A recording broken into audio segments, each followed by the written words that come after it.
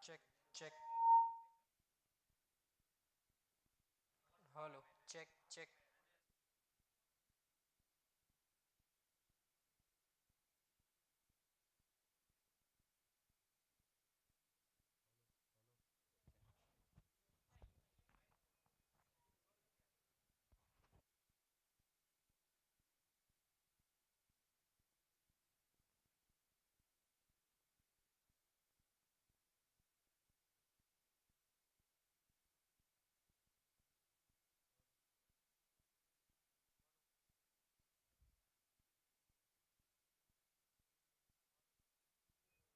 Hello हो जाओ। Hello check one two hello.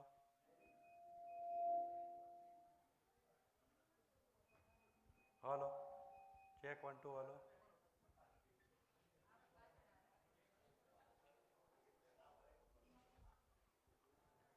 हाँ सर, हाँ sir.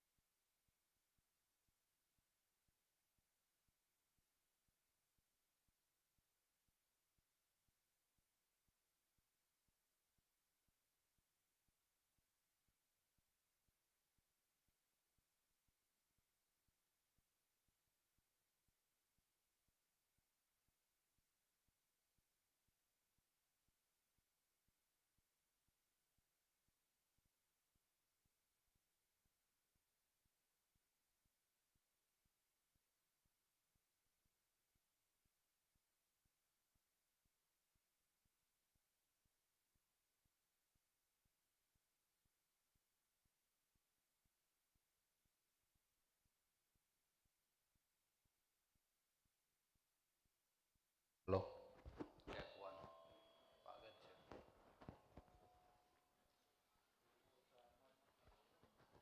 Hello check one two three hello hello है ना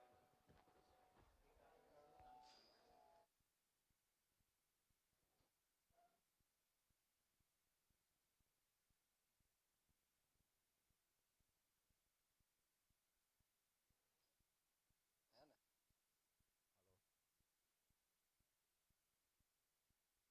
hello check one one hello one two three check one two three અહીંયા વાંધો નહીં આવે અહીંયા ચાલશે મૂકી રાખીએ hello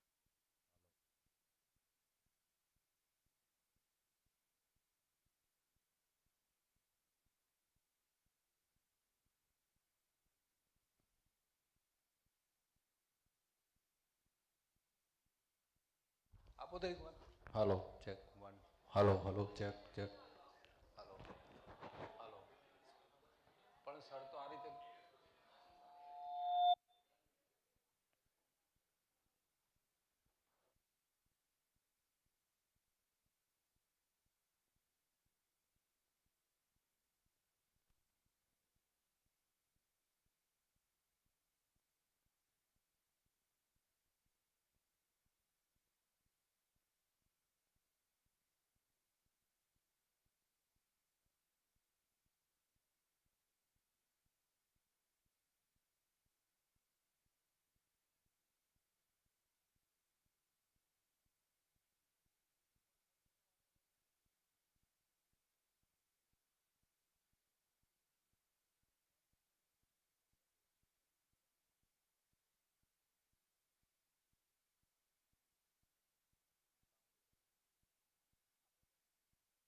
hello hello hello check one one hello જો અહીંયા આ પ્રોબ્લેમ થાય છે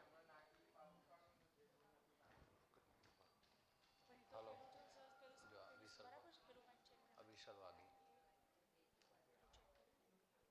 hello check one two three આમ તો ચાલશે નહીં આટલો નહીં ચાલે ડન છે ને તો ઇનફ છે ને sir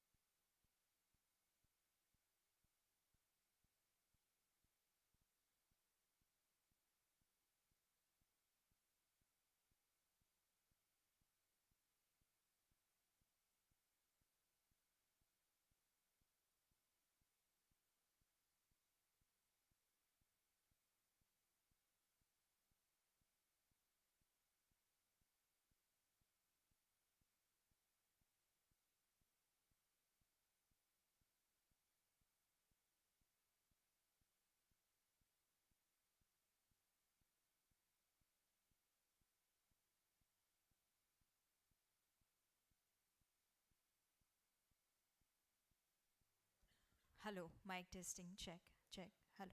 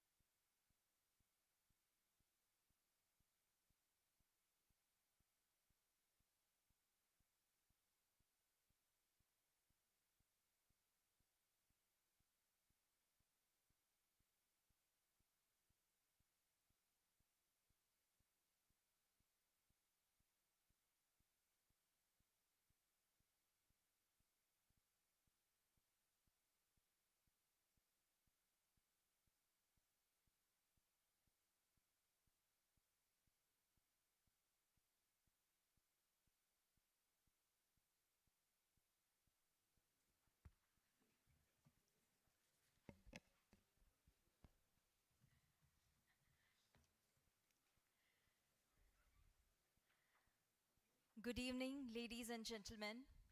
A very warm welcome to all of you to this fourth lecture of Atal Lecture Series organized by the Administrative Reforms and Training Division, GAD, Government of Gujarat, and the Sardar Patel Institute of Public Administration, SPIPA. We welcome all the dignitaries and invitees at this occasion. The great leader, former Prime Minister, Bharat Ratna, Shri Atal Bihari Vajpayee ji. His leadership, vision, and values continue to inspire our nation and civil service even today. यह व्याख्यान माला उनके विचारों, मूल्यों और दूरदर्शी अभिगम में से सीख लेकर देश को सुशासन, उन्नति और प्रगति की ओर आगे बढ़ाने में हो रहे हमारे प्रयासों को और ज़्यादा सुनिश्चित दिशा और मार्गदर्शन प्रदान करने में एक महत्वपूर्ण कदम है। आज के इस व्याख्यान के लिए हमारे बीच सम्माननीय मेहमान उपस्थित हैं। Ladies and gentlemen, we have with us today our esteemed speaker, Shri Karthik Mullidharan, Tata Chancellor's Professor of Economics at the University of California, San Diego. We heartily welcome you, sir.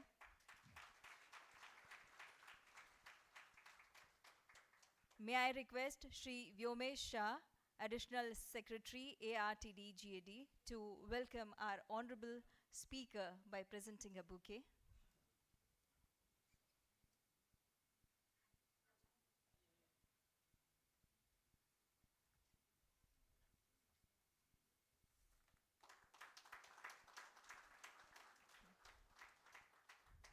Welcome, sir. We have with us Shri Mukesh Kumar, Additional Chief Secretary, Higher and Technical Education, Government of Gujarat. I would request Shri Chandresh Kotak, Deputy Director General, SPIPA, to welcome Honorable Shri Mukesh Kumar ji.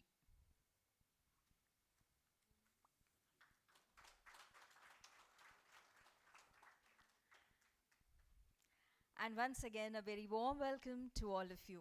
Ladies and gentlemen, it is our privilege today to welcome a distinguished scholar whose work stands at the intersection of rigorous economic research and real-world public policy impact. Our esteemed speaker, Professor Karthik Mullidharan, is the Tata Chancellor's Professor of Economics at the University of California, San Diego. He is internationally recognized for his path-breaking research in development, public, and labor economics, with a particular focus on improving the effectiveness of governance, service delivery, and social protection systems through evidence-based policy making. Professor Mullidharan's academic journey includes advanced studies at Harvard University and Cambridge University, and his research has been widely published in leading global journals.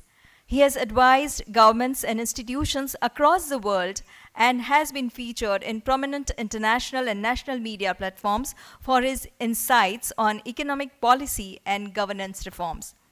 We are indeed honored, sir, to have you with us today to share your perspectives on accelerating India's development, a state-led roadmap for effective governance. May I now invite Professor Karthik Mullidharan to kindly take the stage, sir.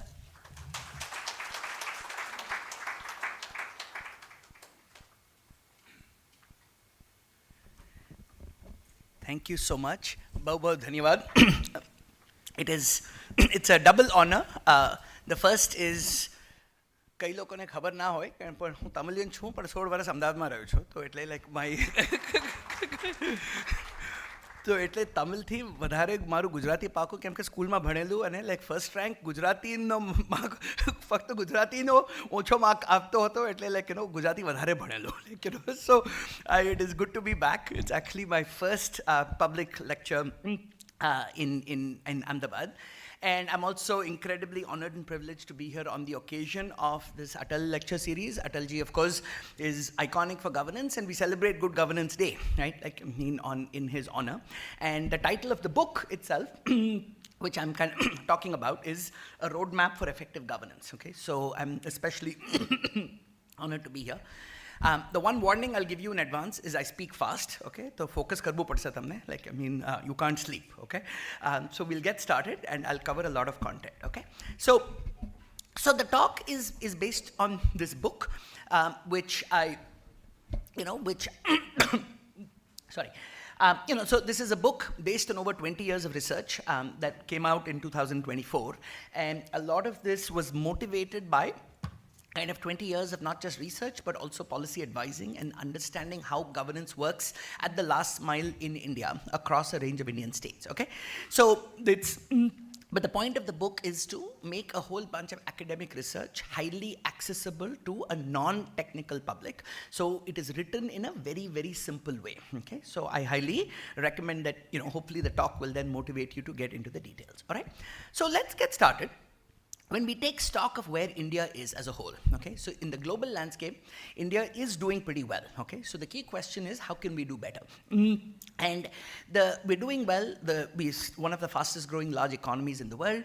We have macro stability. We've never defaulted in our debt. The RBI is an outstanding central bank. The size, the demographics, the democracy, these are all huge assets, and the diaspora is a global strategic asset, okay? So we have a lot going for us as a country, but at the same time, there are also profound challenges, okay?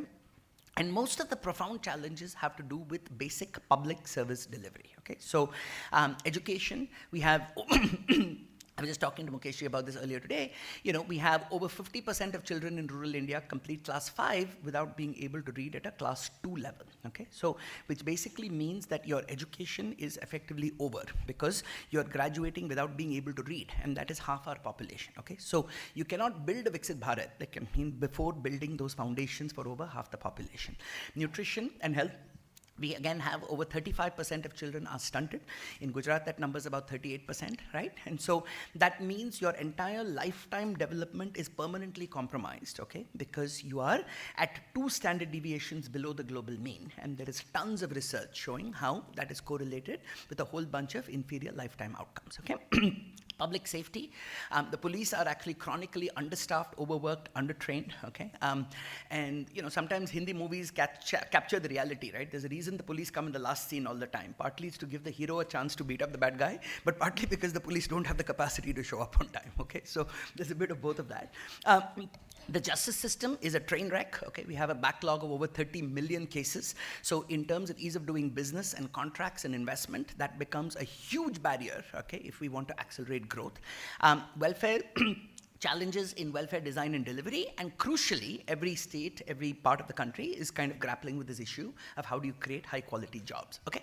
So the thing about India is, there's this old saying about India, okay? Everything that is true, the opposite is also true, okay? And that's because the population is so big, you can tell whatever story you want by where in the distribution you're sampling, okay? I can sample a positive story and tell an amazing story. I can sample on this side and tell like things are really, So like a good professor, my grade for India is a solid B+, okay, which is well done, but can do better, okay? So how are we going to do better?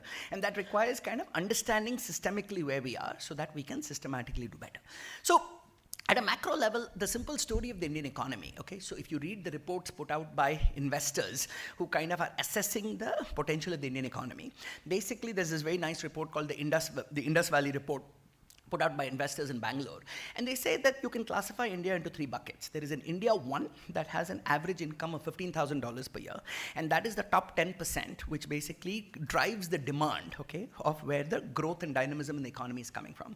You have an India 2 that has a GDP per capita of about $3,000, okay, which is about 20 to 25% of the population. And importantly, you have in India 3, that's about 1 billion people, about 65% of the population, with a GDP per capita of about $1,000, okay? So at one level, we are obviously very, very excited and proud about the fact that we're, a lower middle income country at $2,800, but you actually have 65% of the country, this is about 1 billion people at sub-Saharan African levels of income, okay? So which means that, so at one level, this model has worked reasonably well, okay? So before we despair, we should remember that historically, this pattern we are seeing in India is completely normal, okay? It's completely normal because when everybody is poor, you have high equality, okay? And then when growth starts, the growth is kicked off by the people with financial capital, physical capital, and human capital, okay? So the question is not That is, and the good news for India is even 10% of India is 140 million people. So that's a lot of people. That allows you to power innovation, power startups, power GCCs, right? So 10% of India is like the fourth or fifth largest country. So, we have enough really dynamic folks. The point is not that we're not doing well. The point is you can do much, much better, okay? That you cannot function at full potential unless, you are able to kind of, get that left out fraction of the population become active contributors, okay? So now, and those numbers basically tell you why the politics of the country is predominantly focused on welfare schemes, right? Because that's where the numbers are, okay? Now, so at one level, this is natural because it is a positive that the democratic process is leading to incentives to share some of that prosperity, right? But the challenge is how do we do this in ways that are not just constant giveaways, but lay the foundations for faster aggregate growth, right? And so that's why it's the service delivery piece of core public service delivery that is the single weakest link in kind of India's national development, okay?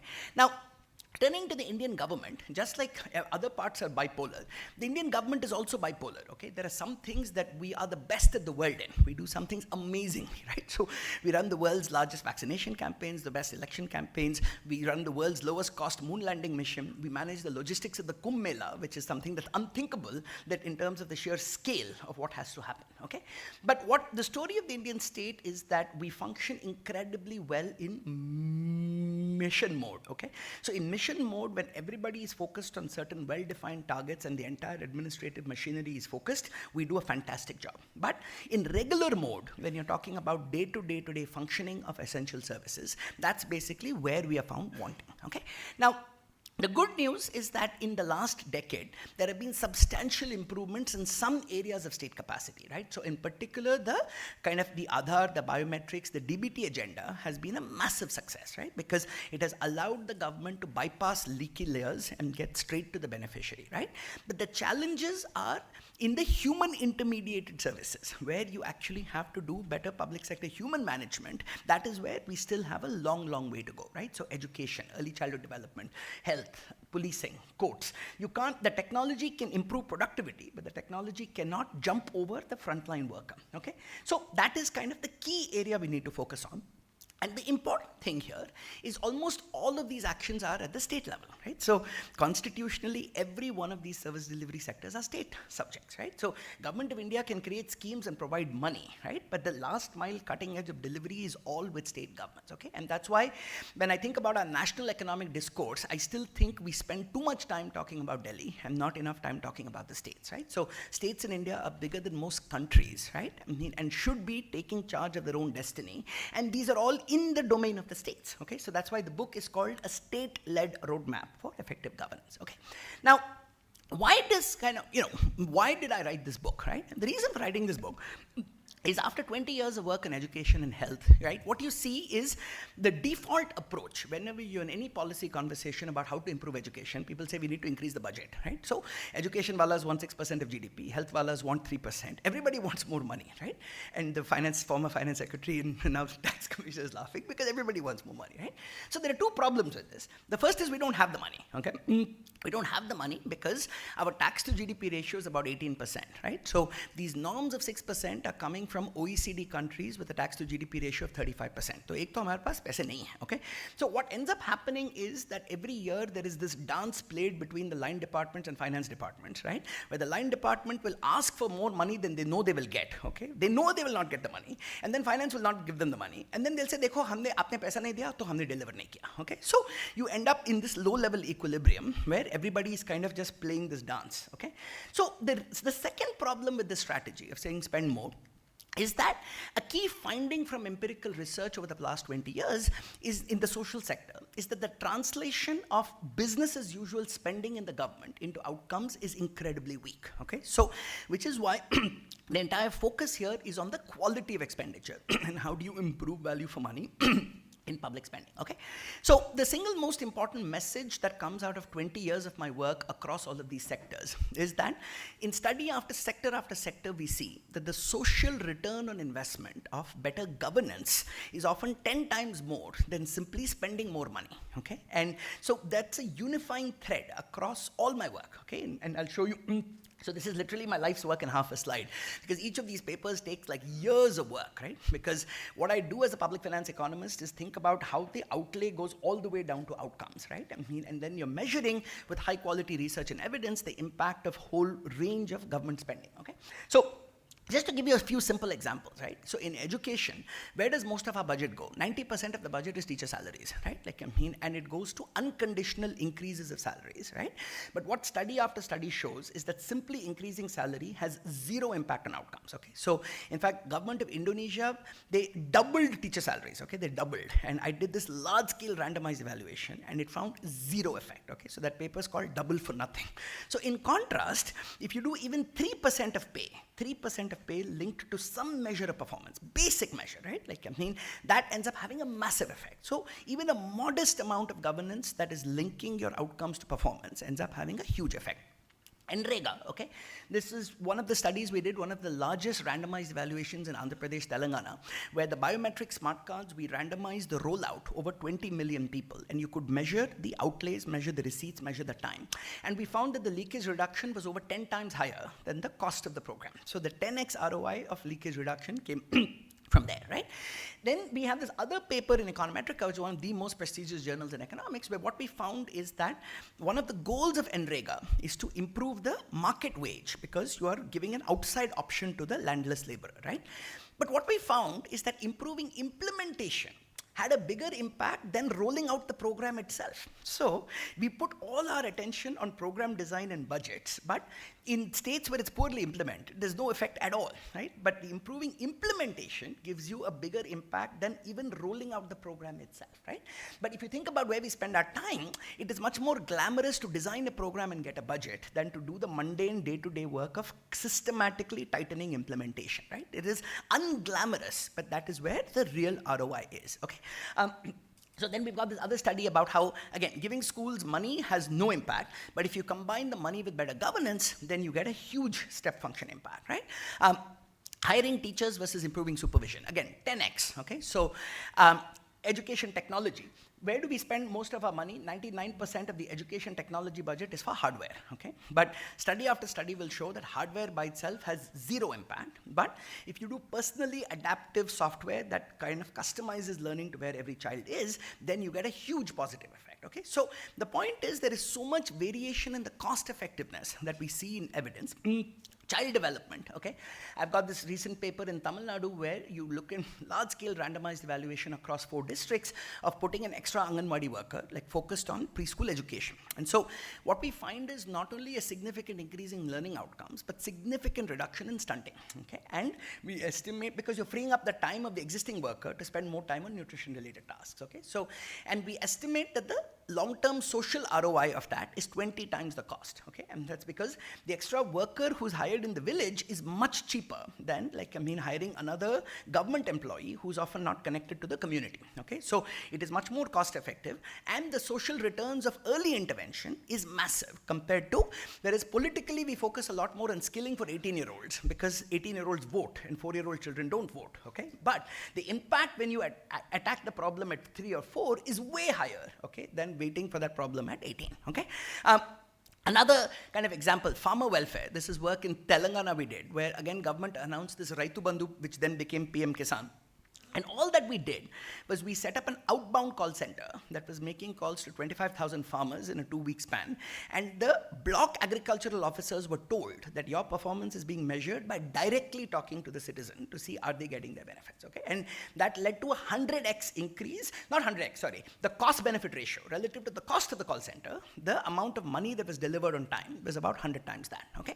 And a recent study on courts, which is so powerful, and what it shows is, because this is a postdoc student of mine, and what she shows is that because our court backlog is 30 million cases, right? That because she can look at variation in staffing of district court judges, that when a district court judge comes in, that increases the capacity, right? So every extra district court judge clears about 200 cases a year. And because 60 to 70% of the cases are land and credit, right?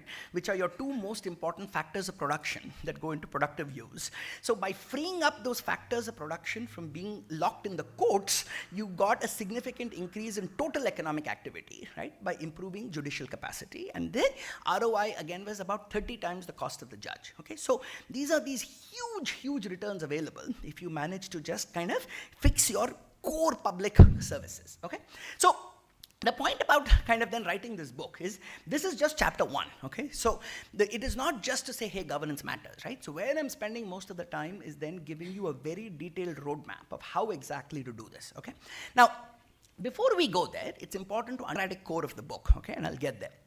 But before that, we need to understand the incentives and constraints of the two key actors that make up the government, okay, who are the politicians and the bureaucrats, okay? And unlike a lot of academics who tend to be very critical, right, I am very sympathetic to the kind of the pressures under which these two actors are functioning, okay? And that's why it's called the politician's predicament and the bureaucracy's burden, okay? Now, so what I'm going to do is just take a 5 to 7 minute historical detour, which I don't even think I did in my Niti lecture, so this will be new for you, okay? See, when we think about state capacity, one of the questions is, how do you think about it in a world where the government does some things very well and other things not well, okay? And a good framework comes from Stanford political scientist Francis Fukuyama, and the idea is called the scope of the state and the strength of the state, okay? So the scope of the state is what is it that you try to do, and the strength is how effectively can you do that, okay? And so the way to think about the Indian state is, let's take a 3,000-year historical view of the nation state itself, okay? And recognize that for most of human history, the nation state was essentially a security state, okay? So the only thing that governments did was defense and law and order, okay? So 80% of budgets used to go, because that was the most existential threat, that you were constantly being invaded. So 80% of budgets went to defense and law and order, even in 17th century Europe, okay? So that's essentially the only thing that governments did, okay? So that is that history, okay? Now, it's only in the 19th century, it's only in the 18th and 19th century, alongside the Industrial Revolution, that you get the second phase of the nation state, okay, which is the industrial state, where governments in high-income countries now start spending massive amounts on infrastructure, roads, railroads, canals, ports, sewage systems. All of this happens only in the 18th and 19th century, okay? Now, and it is not an accident that this happens alongside the Industrial Revolution, because till then, production is small scale and decentralized, but once you have economies of scale and production in a few places, then the transport and the storage makes sense, okay? So the public goods and infrastructure is a complement to the nature of the productive technology itself, okay? Now, the other important thing to understand is, for the first 3,000 years of human history, there is no growth in GDP per capita, okay? So there is growth in income, but the growth in population is keeping pace, all right? So yes, India was the richest country in the world, like in the 16th century, but that's just population, okay? GDP per capita was basically unchanged, okay? So kings lived better because there was more people to tax, but the average citizen's life did not change, okay? So it's only at the time of the Industrial Revolution that for the first time you get systematic growth in GDP per capita, okay? Because productivity goes up so much, right? But that increase in productivity also comes with a massive increase in inequality, right? So, and that's when you see huge variation in inequality. So it's only then, in the last 100 years, that you get the third phase of the state, okay? And the third phase, which is the welfare state, is a very recent phenomenon, okay, in human history. So one way to see this is, if you just look at Western countries and what fraction of the budget goes to welfare, till about 1930, this is under 5%, okay?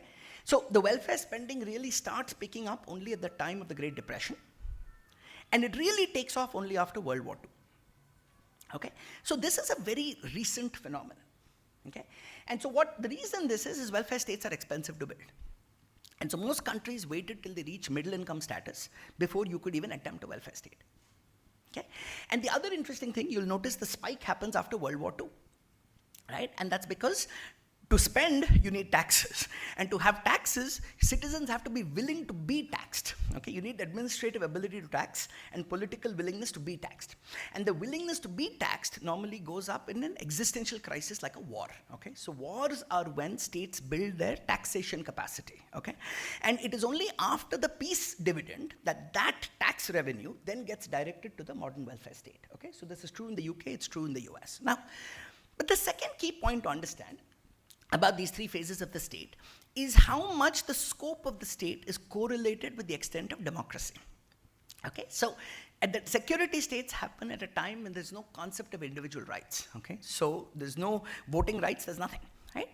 Now, what's interesting about the industrial state? The US and the UK like to go lecturing the world about democracy, okay? But their industrial state happens at a time of highly limited democracy because the vote is restricted to white property owning men, okay? So only 20% of the population has a vote. And it is not an accident that those are the people who vote for the infrastructure because who benefits is actually the property owning class, right, in the short term. So it's not an accident that the welfare state happens only after universal franchise, okay? Because in any income distribution, if you're on the right, if you're high income, you want low taxes and less redistribution. That's why our tax-paying middle class keeps crying about freebies, okay? But if you're on the left, then you want the redistribution. So expanding the vote is then a critical correlate, like a mean of the political demand for the welfare state, okay? So why am I giving you this history?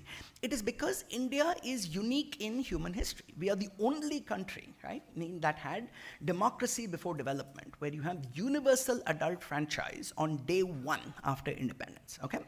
And so this was an unparalleled example because at the same level of GDP per capita, the fraction of people with voting rights in the US and UK is about under 25%, okay? So in India, that starts close to 100% and it stays high, okay? And this makes India there is no parallel to this anywhere in human history. So this then becomes important to make sense of our development experience, okay, which is when we complain that why has democracy not delivered more? The basic issue is that democracy is, so there are huge positives, okay? So what are the positives? The big benefit, it's a huge moral triumph, right? It's a moral triumph that has given the most marginalized a voice in the policy and political process at a time when their counterparts in high-income countries did not have that voice, okay? And it has also led to substantive wins for the poor. So my favorite example is India does, the US does food stamps for the poor, okay, for food security at a GDP per capita of about $18,000. India does PDS at 1/15th that income, okay? So we are so much poorer, okay, but we are still doing universal food security. India does school feeding programs well before most other countries, okay? So these are some of the moral triumphs that have come from Indian democracy. But it also, obviously there's a but, right? Because it comes with two fundamental challenges. And the basic point is that the scope of the state has expanded far before the strength. Because you have expanded people's ability to make claims on the state before the state has either the fiscal or the administrative resources to meet those claims.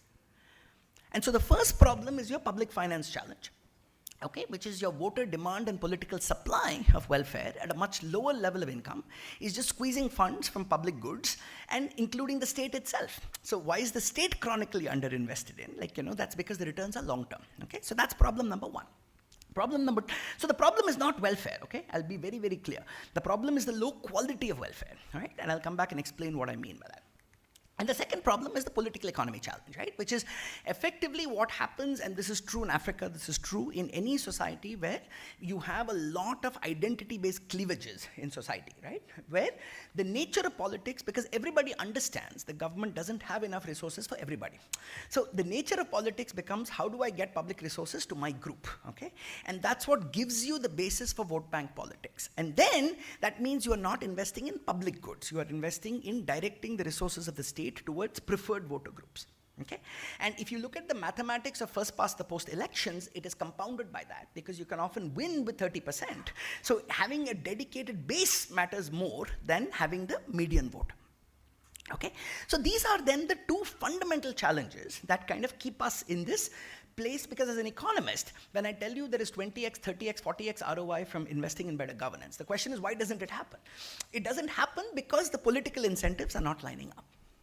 Okay, but here is the good news. The good news today, so anyway, so the summary of this basically is when you look at the historical assessment of Indian democracy, the glass half full is it has increased the capacity of citizens to make a claim on the state. But the glass half empty is it has not created enough incentives to invest in the capacity of the state to meet those claims. Okay? And so what is the good news? The good news today is politicians are increasingly under pressure to deliver. Okay? So there is an old politics of polarization, identity, caste, community, region, religion, language. That is, I'm not saying that's gone, okay? But that only gets you 20% of the vote. To win the next 20%, you have to deliver, okay? Which means every politician today is under pressure to deliver.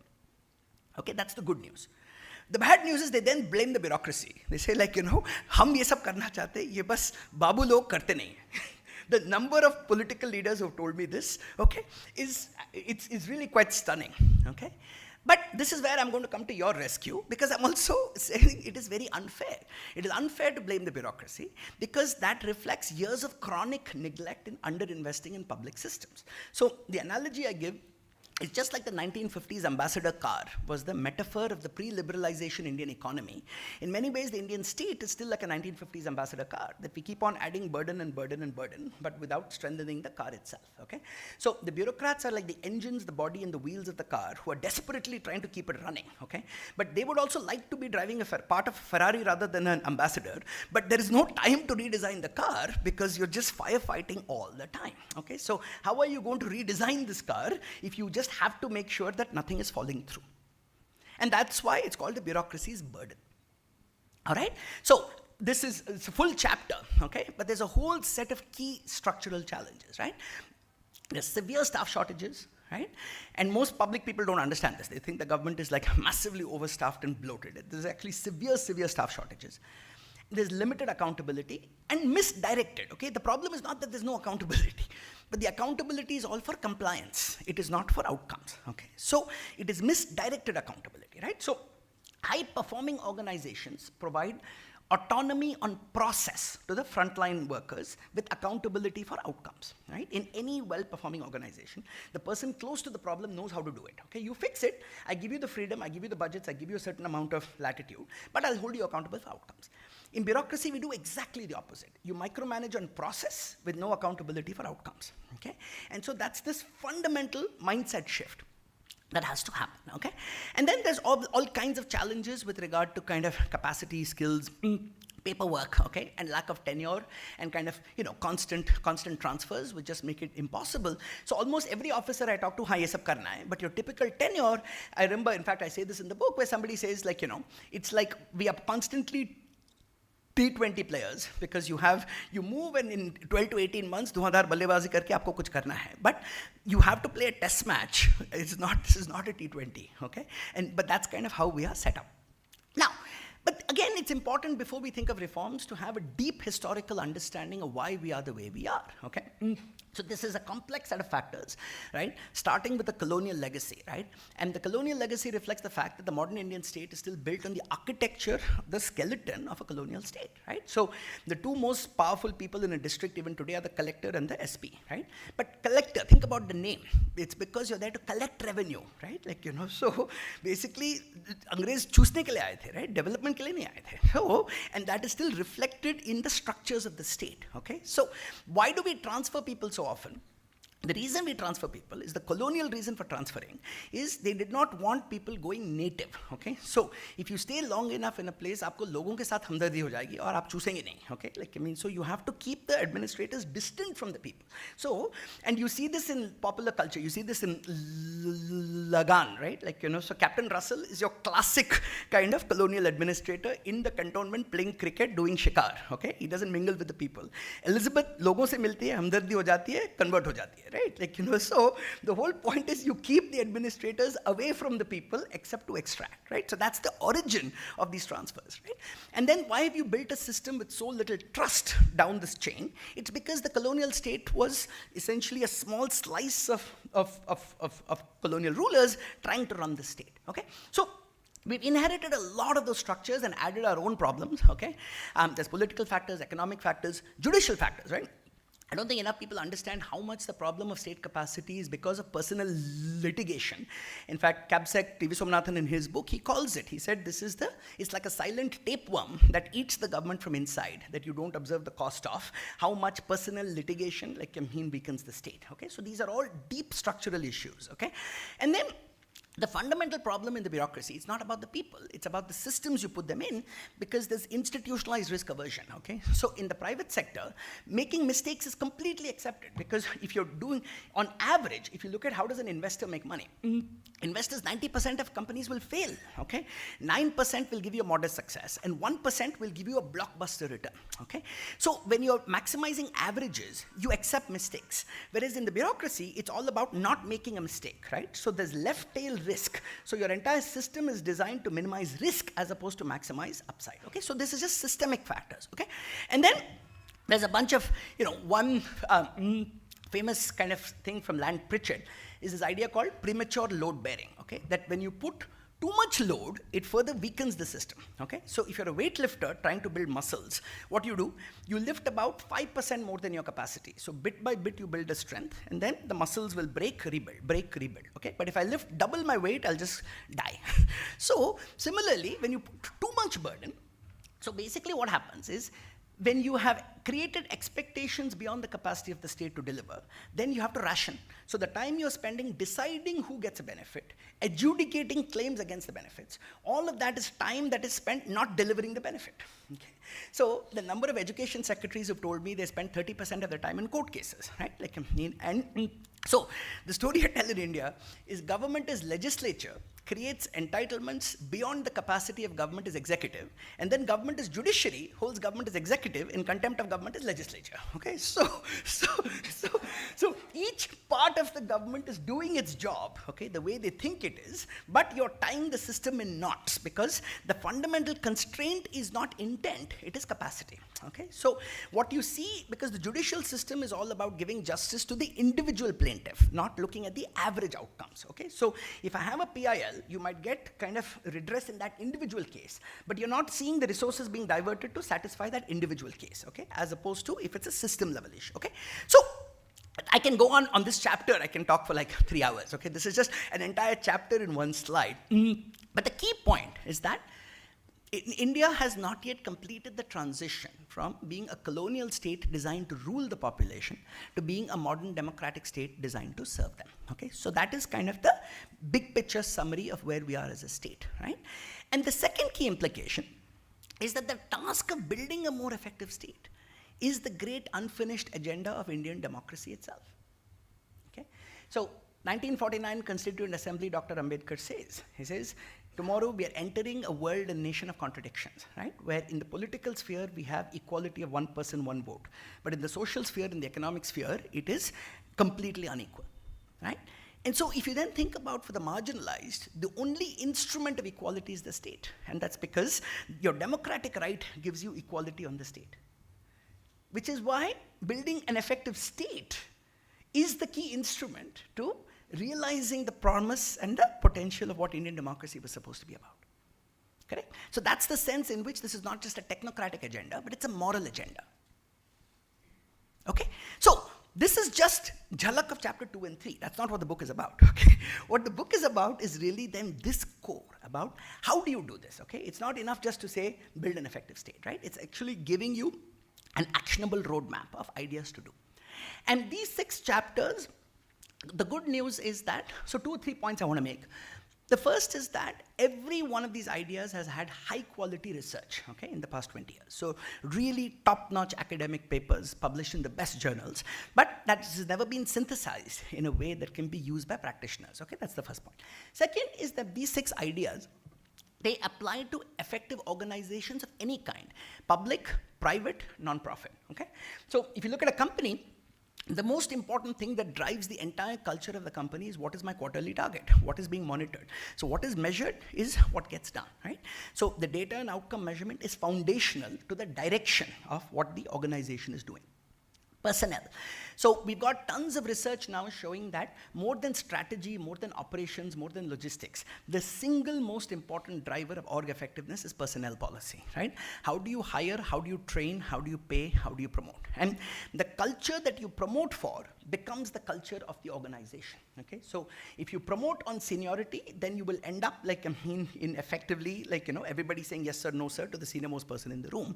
And that's, so obviously seniority matters, but the research shows that personnel management is the single most important lever of effective organizations. Okay, the third piece is expenditure. Any company, your growth depends on, are you investing properly, right? So in the government, your biggest lever is how are you spending your money.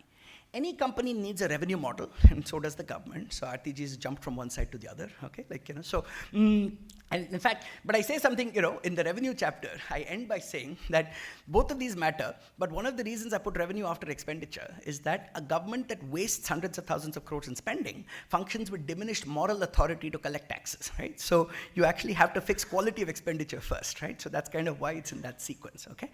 And then federalism and decentralization. Any large global MNC has to decide, what am I doing in global headquarters, what am I doing in national headquarters, what am I doing in the field office, right? And that same thing applies to a complex multi-tiered federal polity. And then state and market, this famous paper by Ronald Coase in 1937 that he won a Nobel Prize for, is called the boundaries of the firm, right? How do you decide what do you do inside a firm and what do you procure from the market, right? So, and identifying your core competency and focusing on things that only you can do and relying on external parties for things that they do better is a core component of organization effectiveness, okay? Now, the next 6 slides are going to be very depressing, okay? But I promise it's both bad news and good news, right? It's depressing because it tells you how badly we do in all of these things, but it's optimistic because it tells you how much room there is to improve, okay? So, if we are doing so well, even while being dysfunctional in so many areas, think about how much better we could do, okay, if you manage to fix these basic things, okay? So, that's why the whole book is realistic optimism, right? It's not sugarcoating the reality, but it's doing this from a perspective of sympathy rather than a perspective of criticism, okay? And saying that it reflects the systemic factors that we need to apply our mind to be able to move the needle forward, okay? So let's look at, I promise you this is going to be, it's going to be eye-opening, okay, to say the least, right? So let's look at data. So this is a very simple but striking chart, okay? And so this is on learning outcomes, where in fact, many states have very sincerely tried to say that we want universal learning outcomes and that we will measure. In fact, Gujarat started with Gunotsav back in the day, right? And Gunotsav became a model in Madhya Pradesh for Pratibha Parv. So, and this is well-intentioned, right? I know how much effort went into this. In fact, Pratibha Parv put so much work that Niti Aayog called it a national best practice in 2015, okay? So, because they sincerely went and tested every child, and they went and got the data on every child, okay? But then along comes a research study by a co-author of mine, that what he does is he just goes and does a random audit study, where you go back to the same schools, and you retest the same children on the same questions, okay, within 1 month. And what you see is in the official data, there is no child scoring below 65%. In the independent data, there is no child scoring above 65%. And that is the extent of the data discrepancy. And this is not just a research artifact, right? This is a national tragedy. It's a national tragedy because we have wasted 20 years as a country on learning outcomes. Because since 2005, Pratham has been doing independent household surveys and showing that learning is not there. But a joint secretary in private will admit and saying yes, but in public, they have to work with their official data. And in the official data, there's no problem. So how are you going to act on it if you can't acknowledge the problem? And this is today, okay? This study is from 5 years ago. In fact, I remember one of my first field studies was done in Madhya Pradesh in 2002. I went to this village at 11 o'clock. The teacher is absent, school is closed, but the school is showing 100% pass in the 5th standard board exam. Okay, so I was asking, ye kaisa hota hai? So he said, sir, yahan pe board exam ka matlab answer board pe likha hota hai. So, but that is the reality of the system. Okay, and this is not just education. This is nutrition now. Okay. Even in high-performing states, like states that are considered exemplars in human development, this last year, okay, we have data in the Anganwadi systems, right, showing that the rate of severe malnutrition officially recorded is 1%. In the NFHS, it is 8%. Now, why is this a national tragedy? Because our entire approach to severe malnutrition is when you classify a child as malnourished, you are activating more budgetary support. You're supposed to have more budget for nutrition programs. You are supposed to refer them to the nurse, for additional care. But if 87% of my children are not classified, how am I going to move? How am I going to act? Right? So that data is foundational, okay, to every single thing we do. Okay. Now, the good news is there is incredibly easy solutions. And in the last 5 years, we have tested a whole bunch of solutions. Okay. So the good news is I know how to solve the problem. The bad news is we have solved technical problems, not solved political problems. Okay. And we can talk about that, but it's solvable. Okay. So the other thing I forgot to mention about the structure of the book is that every chapter has 2 halves, okay? And the first half is a diagnosis, and the second half is a prescription, okay? And so it's not just a bunch of research and saying this is a problem, right? So it reflects one of my professors at Harvard, Greg Mankiw. He was the CEA to President Bush, and after spending 3 years in Washington, he came back and wrote a very nice piece called The Macroeconomist as Scientist and Engineer. Okay, so as a scientist, you're trying to understand the world. As an engineer, you're trying to use that understanding to build a better world. Okay, so the way to think about every chapter is the first half is social science, the second half is systems engineering. Okay, so how do I then build better systems based on better understanding? Okay, so all of this, there are solutions in the second half, and in the Q&A, I'll be happy to discuss some of them. Okay. So, second crisis. Every state I have been to, every officer will basically cry saying, log nahi hai, log nahi hai, log nahi hai. Okay. And what people don't realize is that the Indian state is the most understaffed in the world, by far. Okay, our number of public employees per population is 16 per 1,000. In Scandinavian welfare states, it's 10 times higher. Public employees per capita. Even in a country like the US that we think of as a very market-friendly state, it's 5 times higher. Okay?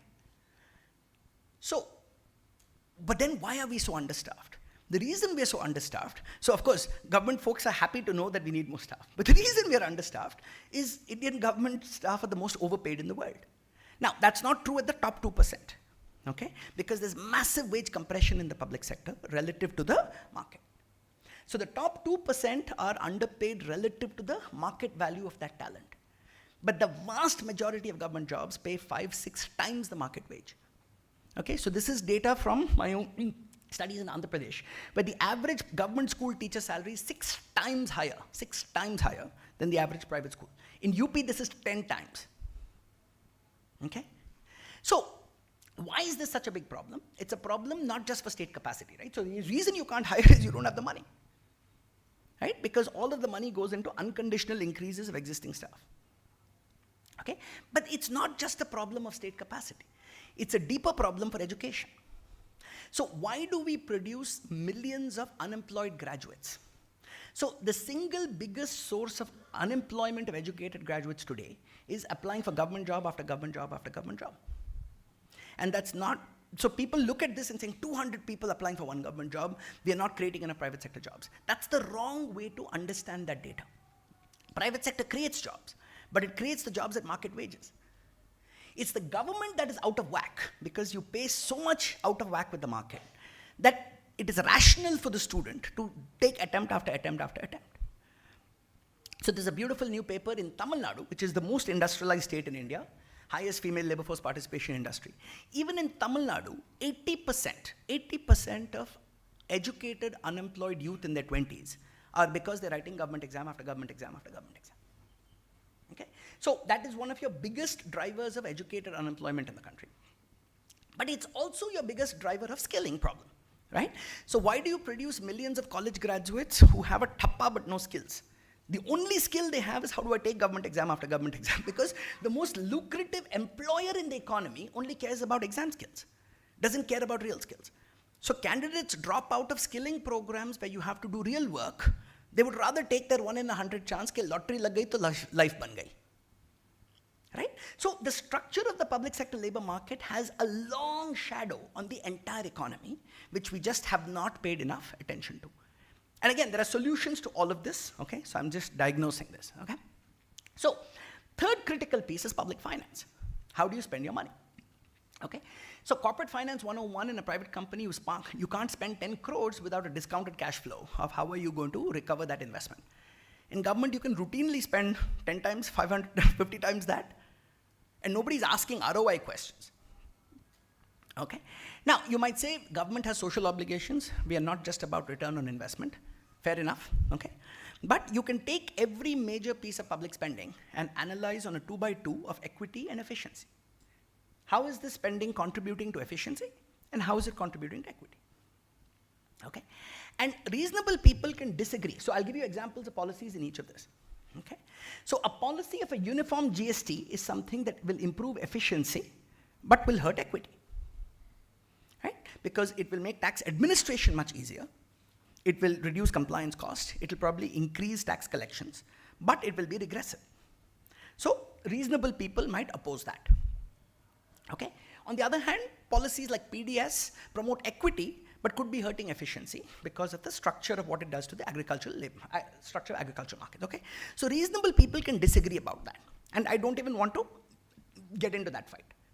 What I want to highlight is we spend lakhs of crores every year on items that are bad for equity and bad for efficiency.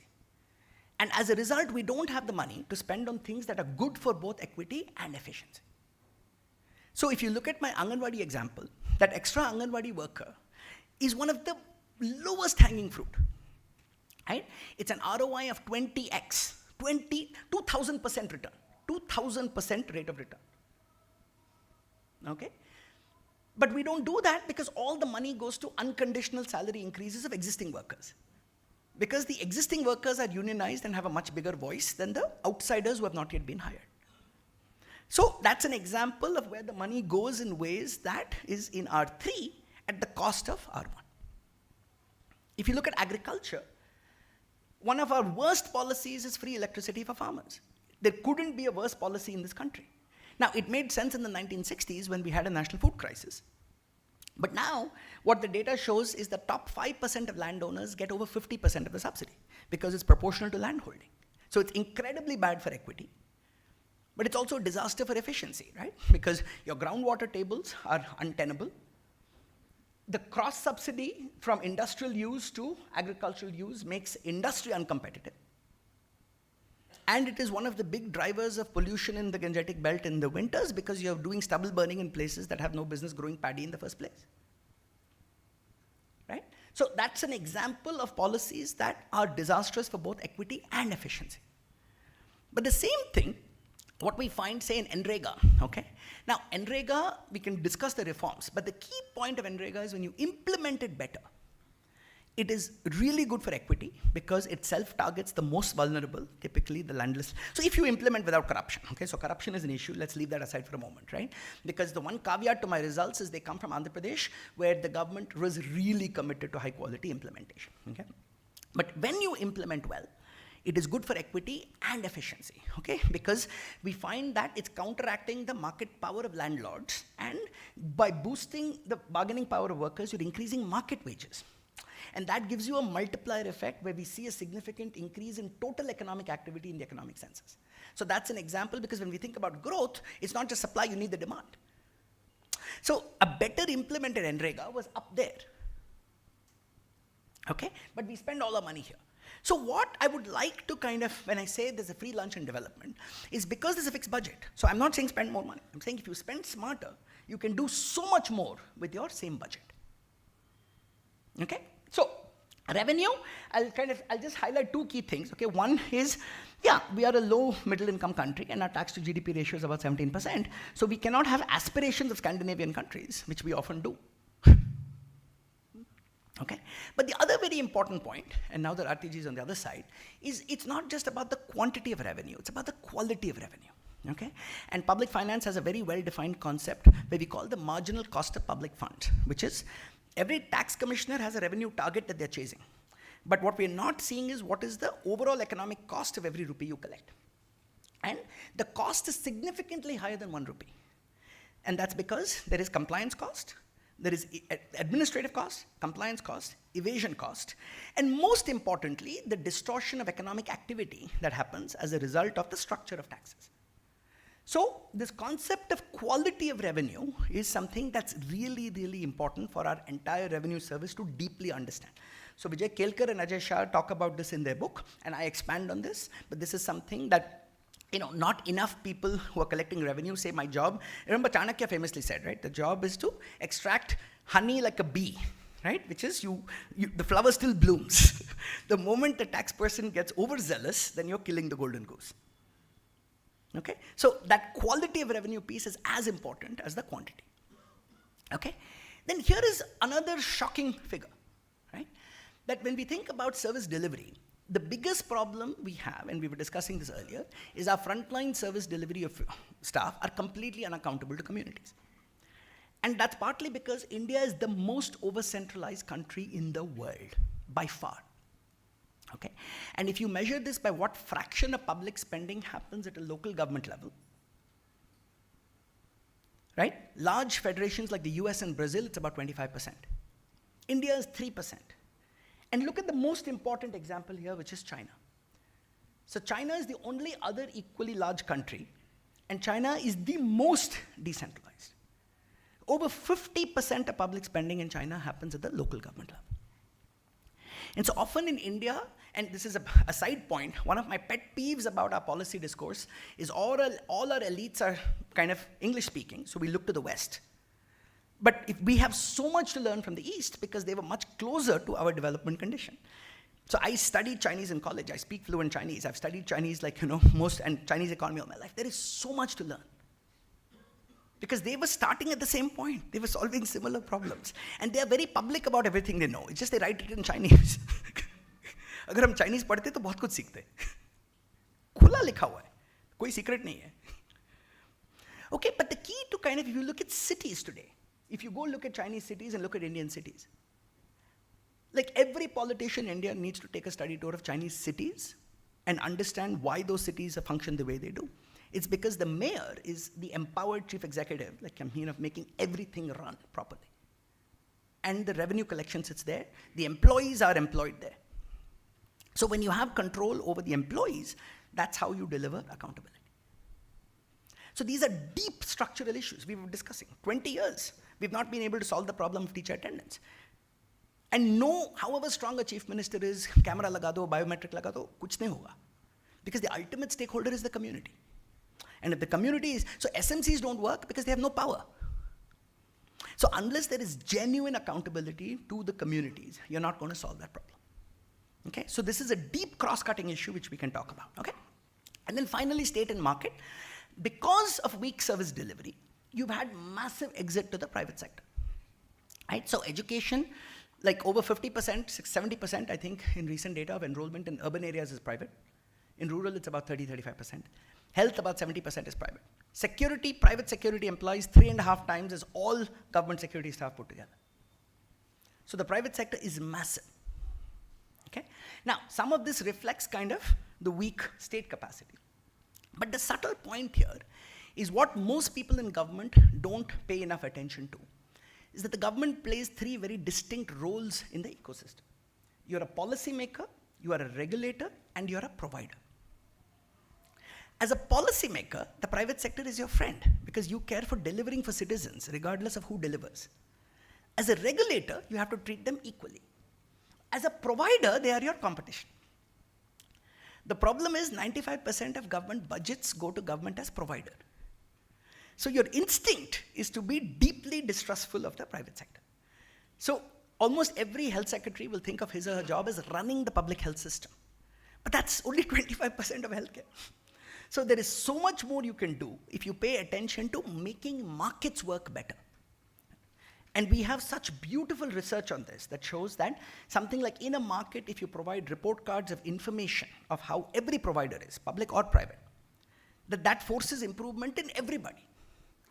And that is a kind of function that nobody in government is systematically thinking about. That how do you make markets work better? And the ROI on that is massive because you don't have to provide. You just have to think about these missing markets and plug those. And the perversity that comes when government as provider is shaping government as policymaker is you will often cripple the private sector to protect the government, the inefficient government provider. Right? And the most striking example of this is, think about Singapore, think about Thailand. These tiny countries get more tourists than India with all of our culture and heritage. Right? And that's because historically, we restricted bilaterals in and out of India to protect Air India. Because if you have, Singapore did open skies. Anybody comes, anybody goes. You're not protecting the national airline. You have to be competitive. And the economy benefits. But when you use policy to protect an inefficient public provider, you are significantly hurting the economy. And that is not something that people pay enough attention to. Okay? So now let's get optimistic. Okay? So this is, because the point is to highlight that there is so much low-hanging fruit if we apply our mind to the right issues. Okay? And we are firefighting all the time. We're not applying our mind to the right issues. Okay? So here is then getting optimistic. Okay? Now, the optimistic part, this is perhaps the most important triumph of human development in the second half of the 20th century. Okay? And it's called shifting of the Preston curve. So what is this picture? In the x-axis, this is GDP per capita. Y-axis is life expectancy. Okay? So in 1930, this is what it looks like. In 1960, it shifts up. In 2015, it's gone up further. So what that means is, at the same level of income, you are delivering better outcomes over time.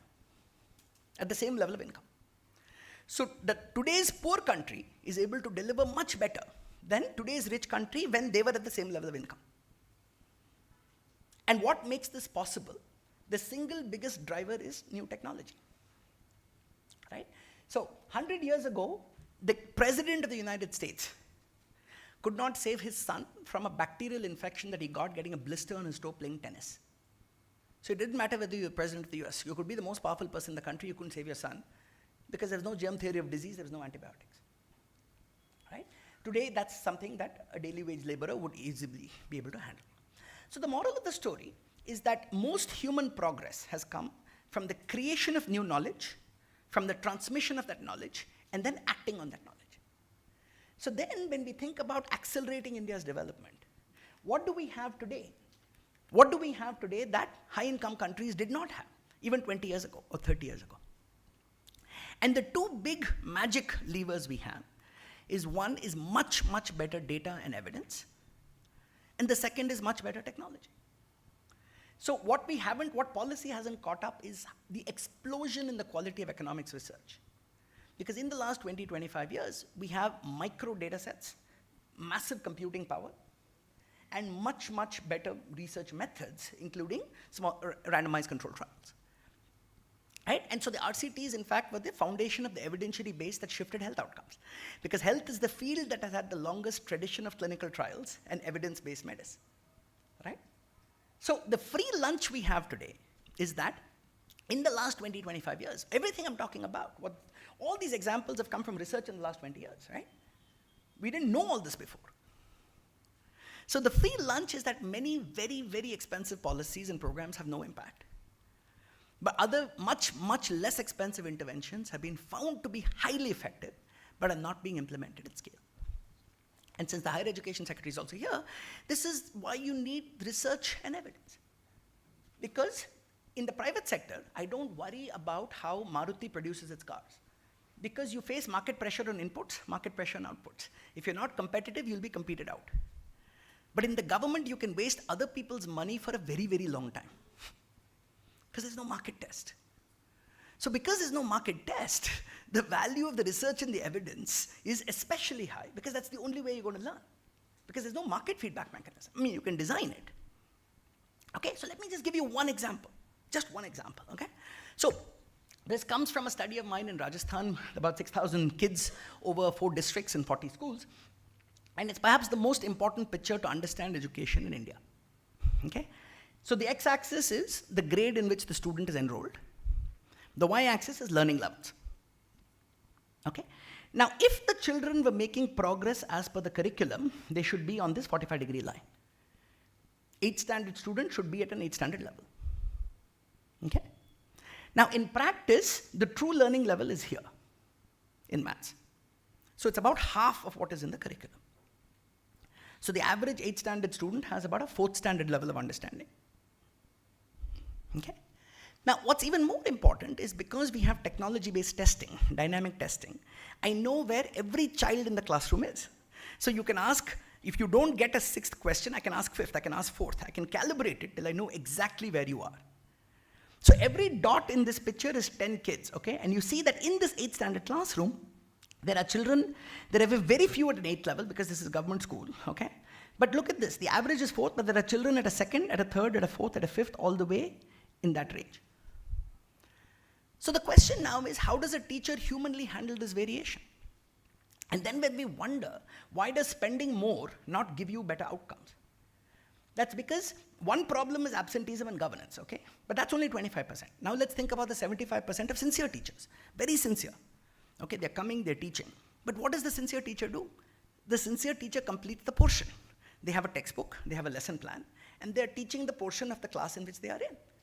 So, 8वीं कक्षा का teacher 8वीं कक्षा का textbook पढ़ा रहा है.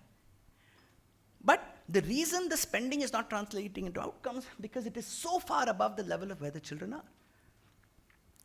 So, இப்போ இதே லெக்சருக்கு நடுவில் நான் வந்து ஒரு வேறு பாஷாவில் பேச ஆரம்பித்தா ஸோ நான் எவ்வளோ குவாலிஃபைடாக இருந்தாலும் சரி எவ்வளோ சின்சியராக கற்றுக் கொடுத்தாலும் சரி எவ்வளோ பேஷனோட கற்றுக் கொடுத்தாலும் சரி முக்கால்வாசி ஒருத்தருக்கும் புரியாது. எவ்வளோ பேருக்கு புரியறது கொஞ்சம் கை தூக்குங்க பார்க்கலாம். 4-5 பேர் இருப்பாளா, ஜெயந்தி மேடம்க்கு புரியும் தெரியும். ஆனால் எவ்வளோ பேருக்கு புரியறது கொஞ்சம் கை தூக்கி காட்டுங்க.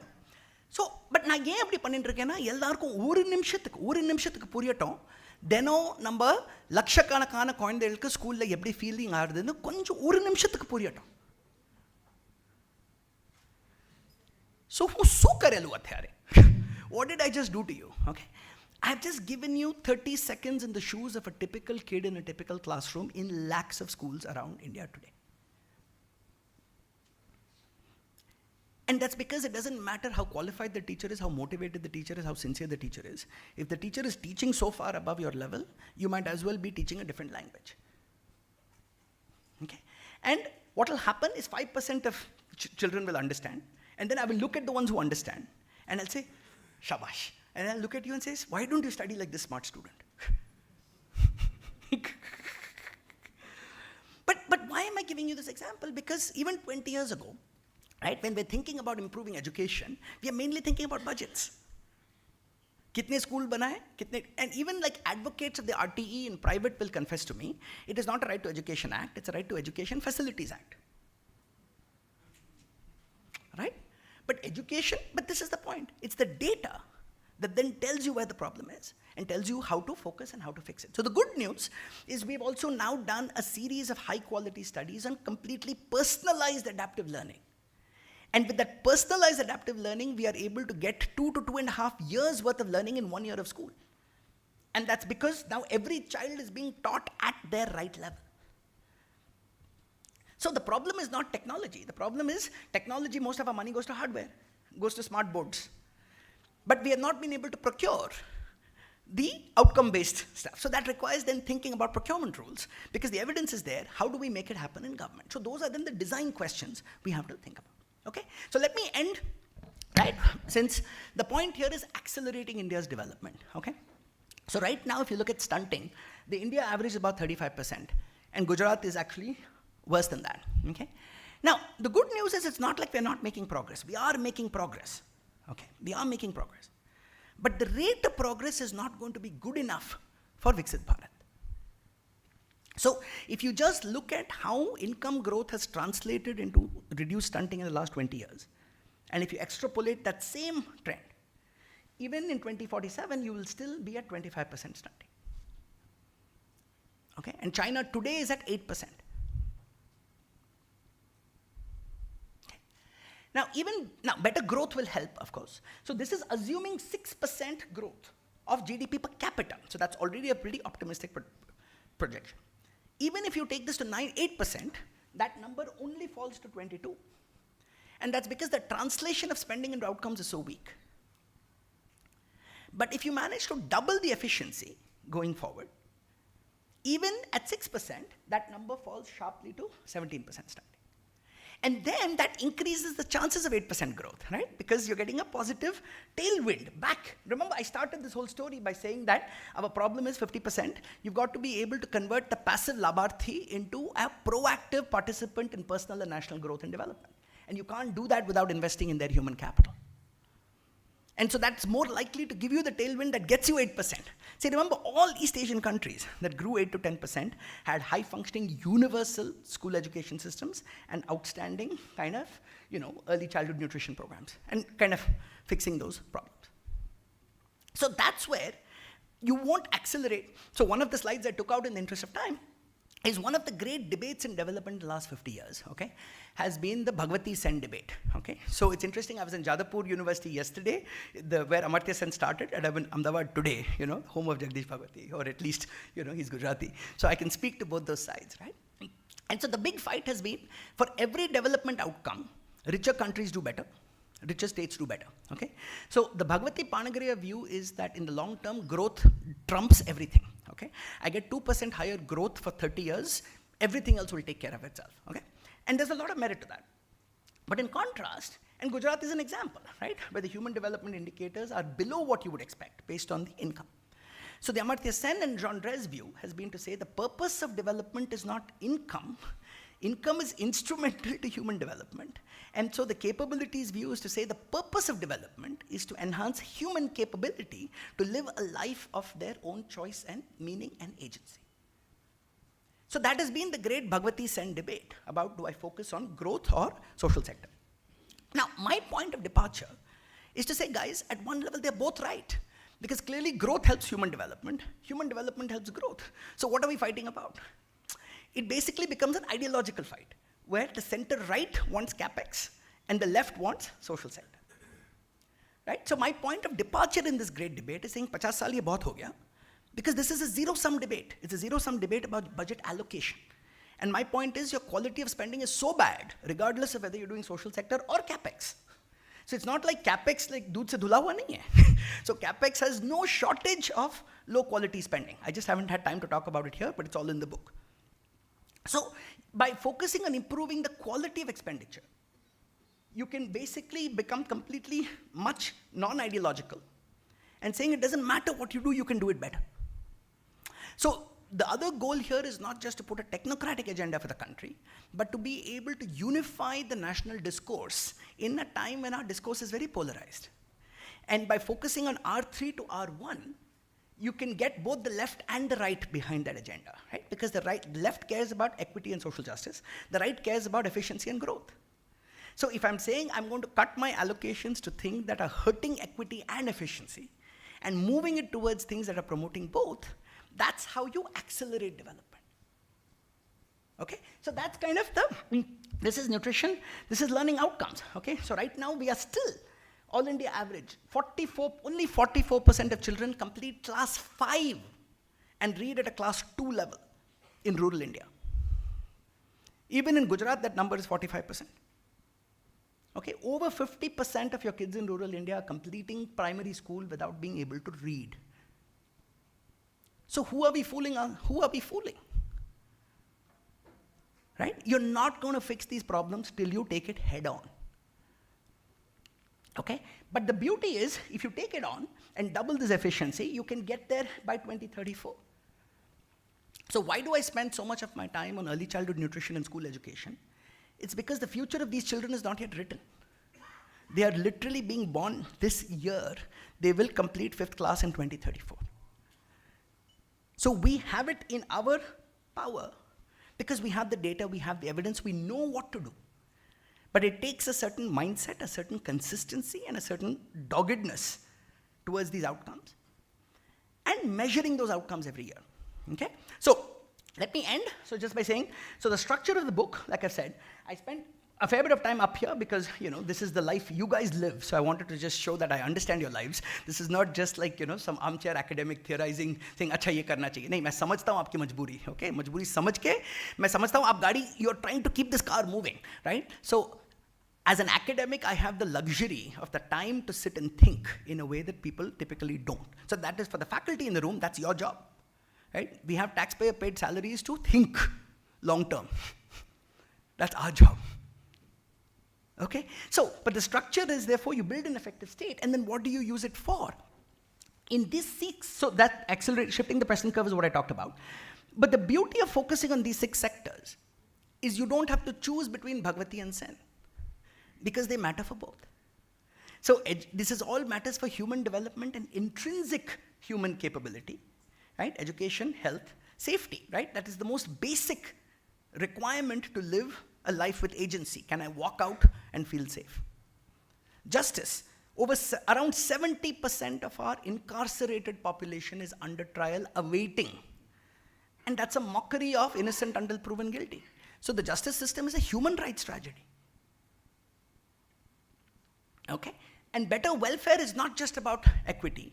What the research shows again and again is well-designed welfare can promote growth. But you have to pay attention to the design. The design really, really matters. Okay? And then there's a whole jobs chapter which has a ton of other things. And then finally, the last 2 chapters are, basically the logic here is enough politicians are frustrated, enough bureaucrats are frustrated. Okay? I have talked to enough to know that they know, okay, system actually it is running, it's not falling apart. So the good news is we are not dysfunctional, right? But we could be doing much better. And the question is, how do you bell the cat? How do you corral all the actors to kind of say this is what we need to do?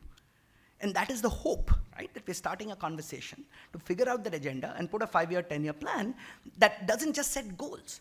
See, Atomic Habits, that prize-winning book, it has this wonderful saying at the end. It says, it's wonderful to have great goals, but you don't rise to the level of your goals, you fall to the level of your systems. Right? So there's that failures and successes both set great goals. But to increase the probability of success is if you build better systems.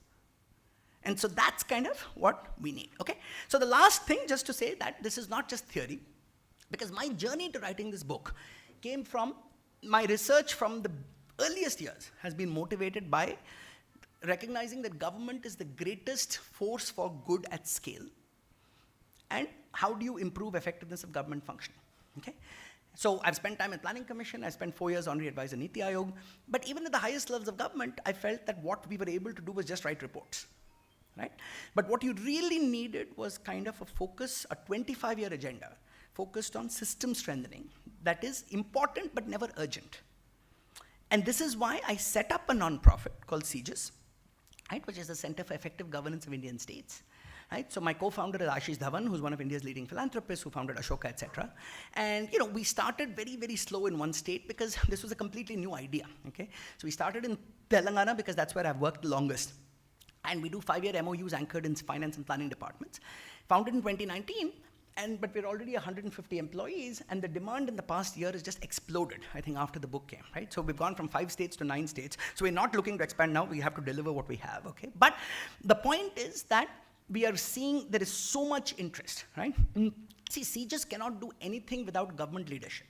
But what the government, all the secretaries say, that your presence allows us to do things much, much faster that wouldn't otherwise happen, right? So, and the high-level strategy is just a 3x3, right? So 3 key horizontal functions: data systems, personnel systems, and, HR and public finance. And SAM is state and market, because we do a bunch of work on procurement, which is a very, very high lever activity. And 3 key sectors: education, WCD, and health.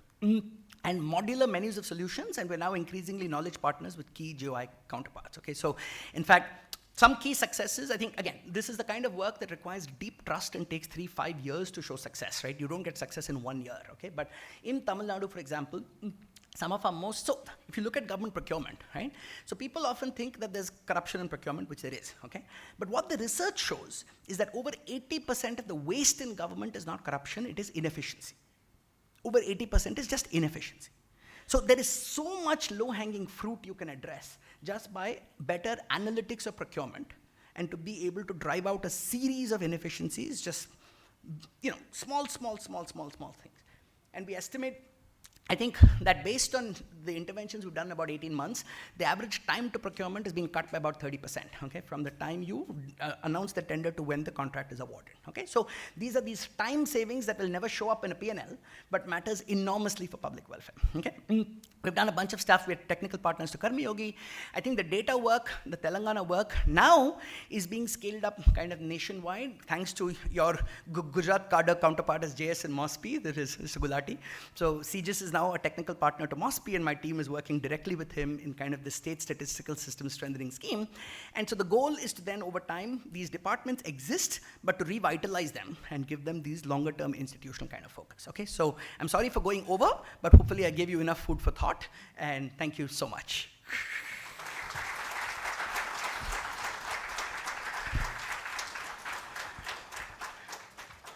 I'm happy to take questions, but I know I've gone over, so, but you're here now. I should turn over the stage to you, but yeah. Can take 5-10 minutes of questions and then we'll. Is there a mic?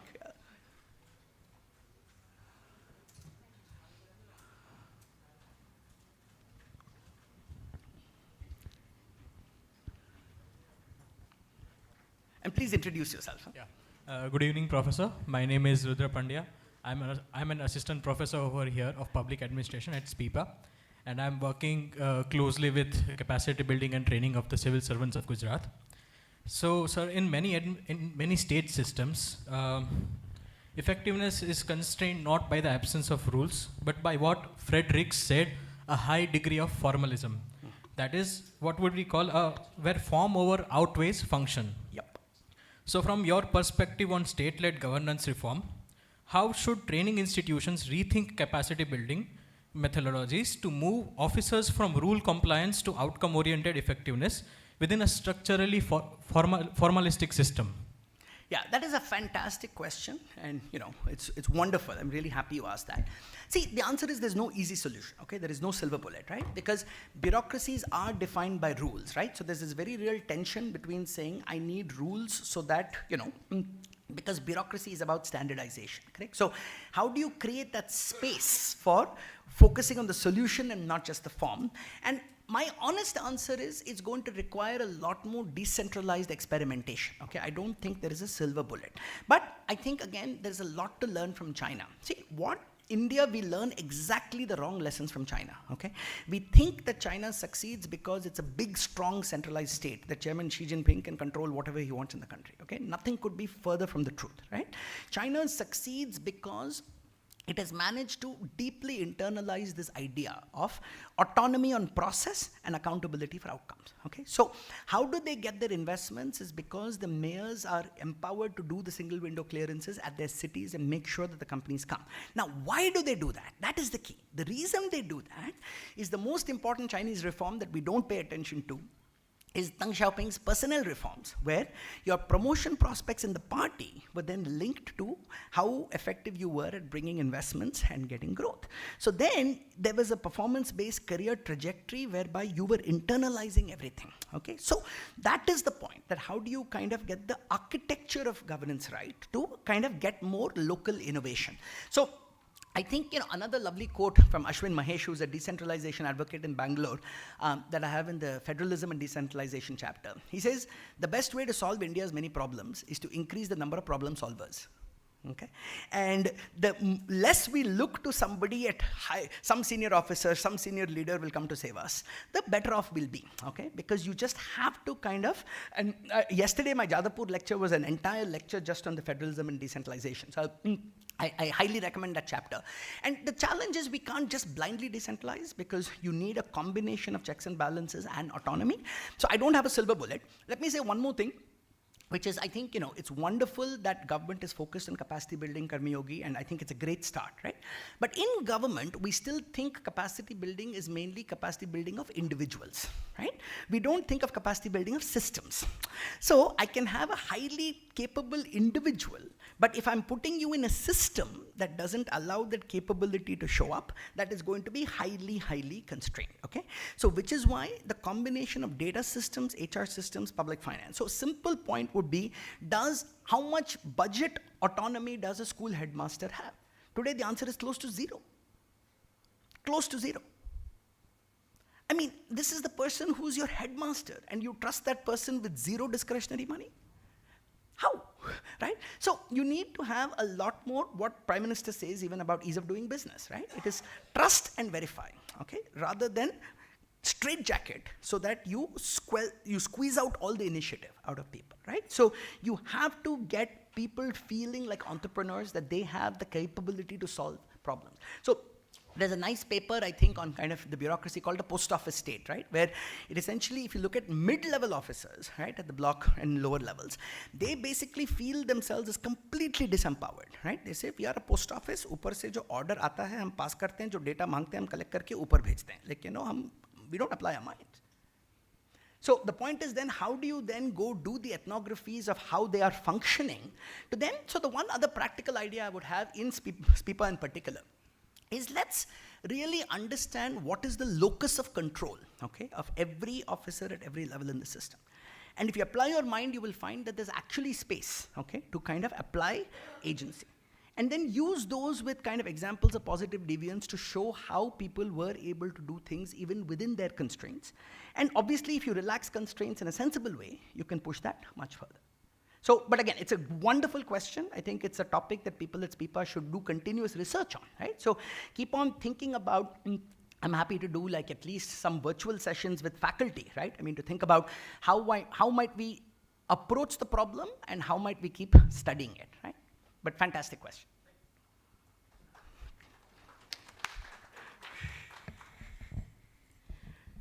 A very good evening, sir. I am Aishwarya Acharya. I am Assistant Professor for Political Science at SPIPA. Sir, you talked about gulf between ground research and government data, also about premature load bearing, and also that entire idea is that technology is just a means to achieve the end of public service delivery. So in this context, how do you look at the idea of digital public infrastructure that is being promoted, especially India stack? Because I feel that it is commodification of this idea of means at the highest level possible. So do you think it is going to create more inclusionary and exclusionary errors, or how it is going to actually lead to the solutions that you talked about? Yeah, no, I must say, I'm really impressed by the quality of the questions, okay? So this is really good. So again, fantastic question. See, I think the thing with any new technology, right? Technology is a huge enabler, but you have to know what is the problem you're solving and then applying technology to address the problem. So in fact, somebody was asking me, why do you not have a chapter on technology in the book, given how important it is? So I say this in the introduction, is the reason I don't have a chapter on technology is what the research shows is technology by itself never solves the problem. Using the technology to solve the business problem is what improves outcomes. So technology is woven into every chapter, but with an understanding of the problem. So even if you look at education technology, the vast majority of edtech companies are completely ineffective because they are technology people chasing the sector. When it works is when it's the person who understands the sector who says, how is technology going to solve this bottleneck? So the thing with digital public infrastructure is it's a massive public good. It helps with a variety of things, right? It's fantastic. But is it going to solve every problem? No. Now, the problem today, and this is a deep problem, right? So there was an advisor to a chief minister who candidly said, he said, listen, today, if I have a fixed budget and as a politician, I need to show that I've delivered something and get credit, doing the DBT and cash transfers to women is so much easier than trying to improve my service delivery. I don't have to deal with unions. I don't have to deal with anything. Like, I mean, so for the same budget, I am going to deliver better, okay? And there's a lot of logic in that, okay? There's genuine logic in that, right? I don't blame, I mean, the politician is completely rational, right? He's like, they're smarter than all of us because they face constraints well above this, right? So the question though is the risk we face. Is there a risk that you go into this DBT equilibrium and therefore completely give up on public services, okay? So, and it's possible that we may be de facto voucherizing a lot of services by saying, I'm going to give you the money and let you procure on the market. Now, and maybe that's okay if we are applying our mind as a regulator, okay, and making sure markets are working properly, but we are not. Now, but my answer to that is, see, if you look at which government politically has focused most on education and health, okay, it would be Aam Aadmi Party in Delhi, okay. Now, but the reason they do that is very interesting, right? It's because those are the only things they control. So basically people like the chief minister of Delhi complains that he's the weakest chief minister, okay? But I say, no, you're the most empowered mayor in India. right? So that is the way to think about the Chief Minister of Delhi, okay? So the way you will get political salience on service delivery is by decentralizing so that the level of delivery matches the level of accountability, right? So that is how you will get it. I think the top-down thing is much less likely to work. And that's why I think the smart decentralization agenda is like a cross-cutting theme. And maybe the faculty, you guys all read chapter 8 and we'll do another workshop just on chapter 8 at some point. Any questions from here?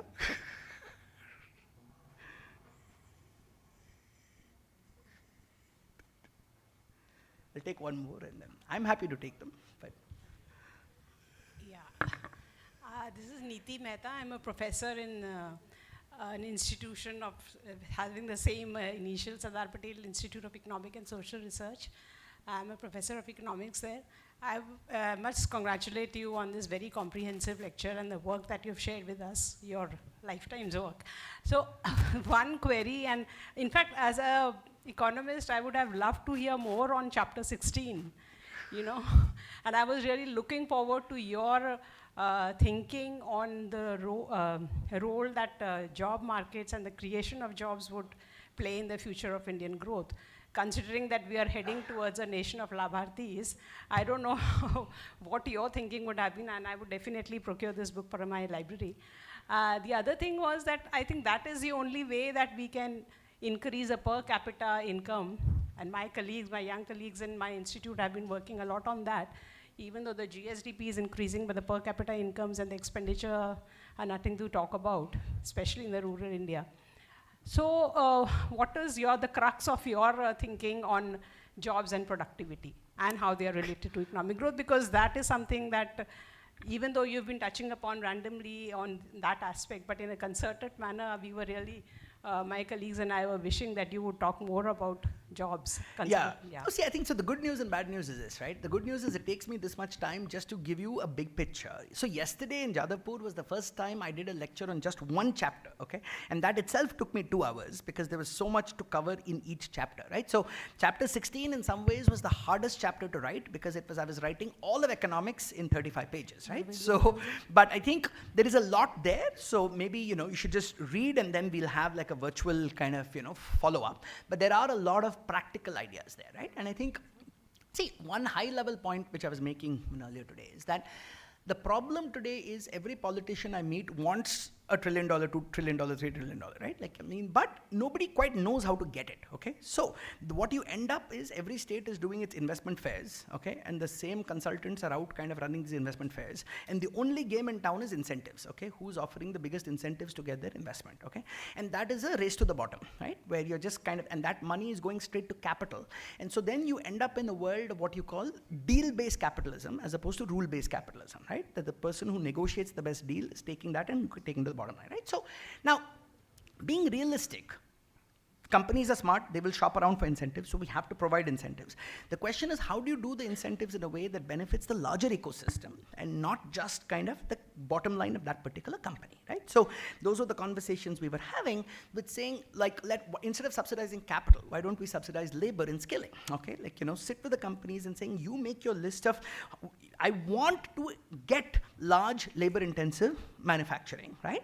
And you tell me, what skills you need, and I as a government, I'm not just going to give you land and kind of all of that. I'm going to invest in the linkages between my training and skilling ecosystem and what you need. See, because what is the biggest weakness in our skilling system? So that's there in chapter 11, is that the problem today is there is so much variation in the quality of skilling providers, okay, that the market is not willing to pay a wage premium for having a skilling credential, okay. So which means that candidates don't demand skilling because there's no wage premium, okay. So the only thing that keeps the skilling ecosystem running is the subsidies coming from NSDC. So that is this gravy train, that is because NSDC subsidies are based on on numbers, right? It's all head count. Then they try to do something based on placement, wo bhi ho jata hai, sometimes they don't even care, right? So again, we have to really apply our mind to saying productivity. Productivity fundamentally is about skills, right? So in the long term, And that's why chapter 16 is again one of these very dense but high. So the good news is that it's written in a, people say, couldn't you have made it shorter? Okay, so I said, boss, to write 600 pages, I have read 60,000 pages. Okay, so it's already a 1% synthesis, and that's why there's 200 pages of notes and references. So hopefully that gives you enough material to start with, and then we can have a longer discussion.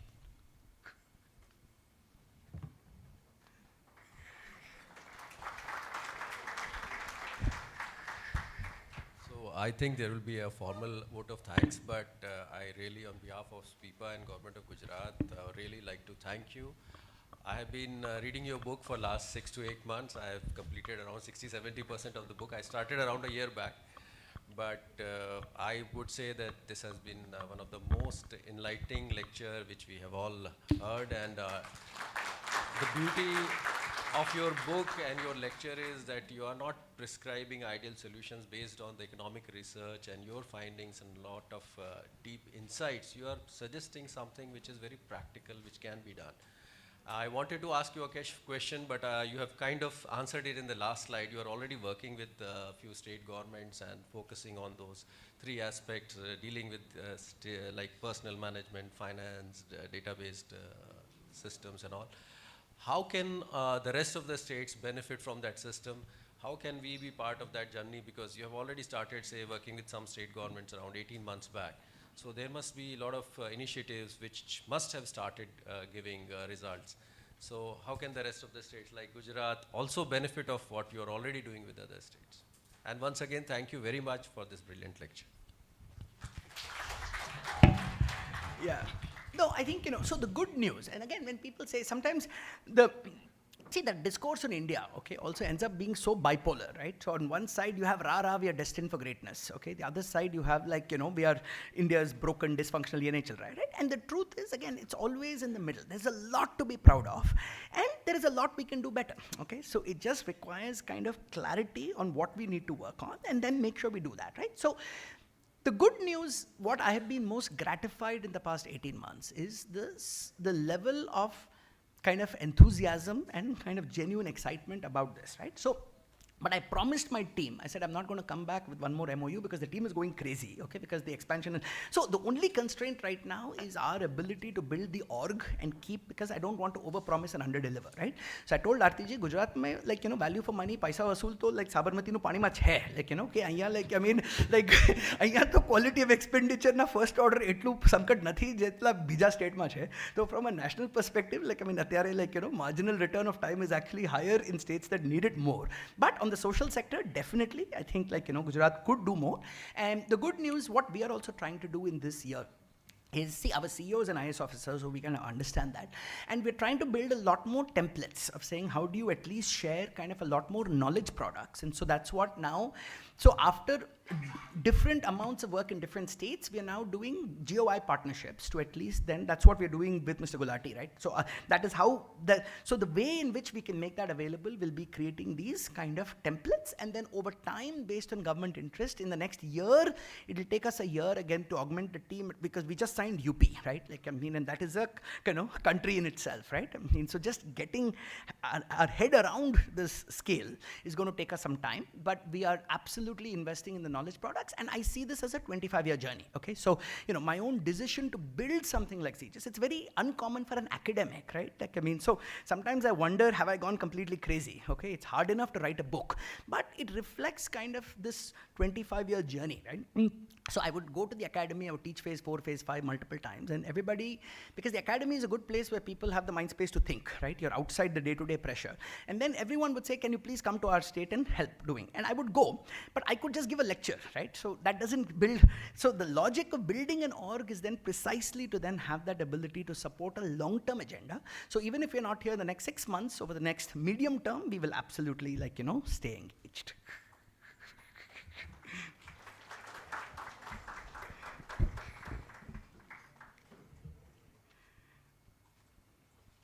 Stay here or go down? Or? So thank you so much, sir, for an enlightening, a thought-provoking address and insightful presentation. Your thoughts have given us much to reflect upon and take forward. Thank you for focusing on some of the key areas and how to enhance governance and some of the state-led initiatives.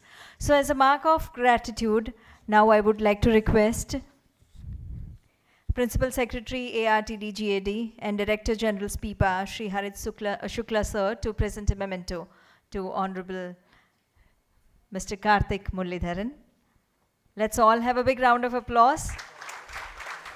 Indeed, we had lots of learning today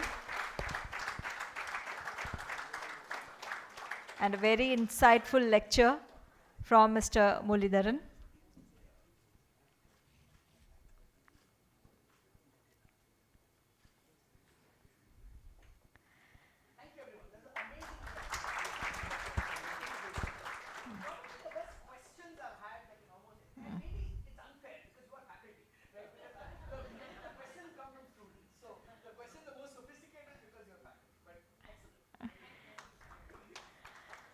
So thank you, sir. Thank you, dignitaries. Thank you, one and all. And with this we conclude this lecture today, the 4th lecture in Atal lecture series. And I invite all of you for high tea. Once again, we thank all our dignitaries for their esteemed presence over here, and a very special thank to Honorable Speaker, sir. Thank you.